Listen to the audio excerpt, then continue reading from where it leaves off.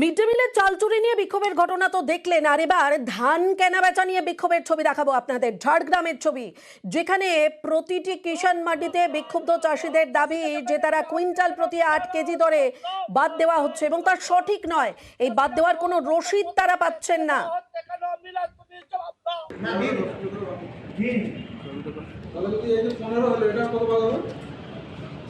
মধ্যে যা হোক কমে হয়েছে 15 হয়েছে না না 17 মধ্যে 17 পর্যন্ত 8 কিলো বাদ তো স্যার নাই, লেখা তো কোথাও নাই বাদ বলে। লেখা কোথাও নেই, তাহলে বাদটা দিচ্ছেন কেন? ওই 68 কেজি চাল হচ্ছে না বলে। সেটা 68 কেজি চাল হচ্ছে না, সেটা তো চাষি বুঝবেন নি। ওইটাই তো, সেটা তো বুঝাতে হবে না। বুঝাতে হবে তো, কোথাও লেখা আছে কি যে বুঝাবে তুমি?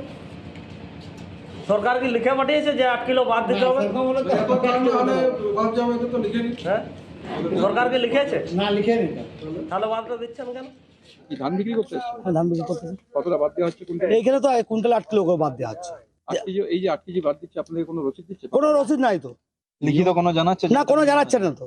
আমরা যে চাইছি যে একদম একটা হেস্তহস্ত হোক যে, এবং মিনিমাম বাদ দেয়, যেমন মিনিমাম বাদ ঠিক আছে। ওরা বলছে 1 কুইন্টাল চাল ধানে মোটামুটি 62 কিলো চাল দিতে হয়। তাহলে আপনার যে ধানে যে তুষটা থেকে তেল হচ্ছে, ওটাকে গরু ছাগল খেয়ে জানো মেশিন খেয়ে নিচ্ছে? বলুন আগে। আপনাদের যে ধানটা কেনা হচ্ছে রাইস মিলের তরফ থেকে কত কুইন্টাল করে কেনা হচ্ছে? আজকে কত ট্রেনটা কত আছে? সেটা যতজন ধরুন শিডিউল হয়েছে 30 কুইন্টাল 20 কুইন্টাল যার যেমন। আজকে কত শিডিউল রয়েছে? আজকে 7টা আছে। কত করে বাদ দিচ্ছেন আপনারা? 8 কিলো 8 কিলো। নিয়ম কি আছে 8 কিলো বাদ দেওয়ার? না সেটা তো স্যার আমি জানি না, আমাদেরকে বলে পাঠিয়েছে, আমরা সেরকম ইয়ে করছি। আপনারা যে রসিদ দিচ্ছেন সেই রসিদে লিখে দিচ্ছেন 8 কিলো বাদ দিচ্ছেন? না, ওটা রসিদে লেখা হয়। আপনি 8 কিলো বাদ দিচ্ছেন, কিসের বেসিসে বাদ দিচ্ছেন আপনি লিখবেন না? ওয়েদারের জন্য, খারাপের জন্য, কিসের না বেসিসে? ওটা ওই যে 68 কেজি চাল হয় না বলে ওই জন্য।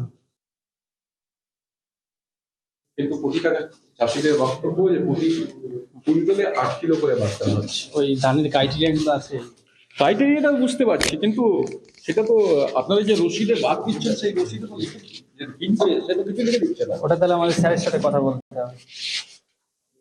যেখানে নিয়ম রয়েছে সেই নিয়মের বাইরেই তো ধান কেনা হচ্ছে মনে হচ্ছে। যদি কারো সমস্যা থাকে যে 3 টাইমস কমিটিকে ফোন করলেই ঠিক হয়ে যাবে, যদি কারো বাদ নিয়ে কোনো সমস্যা হয়।